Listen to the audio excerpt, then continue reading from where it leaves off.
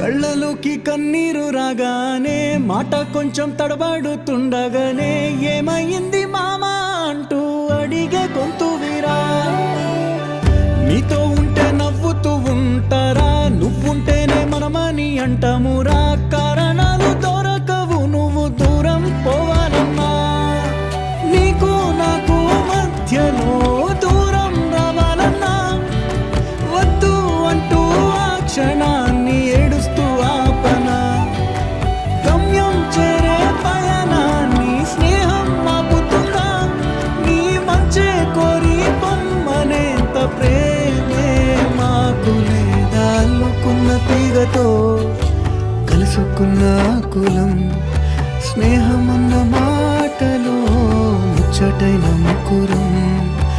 అందమైన జీవితం పంచుకున్న దోస్తులం.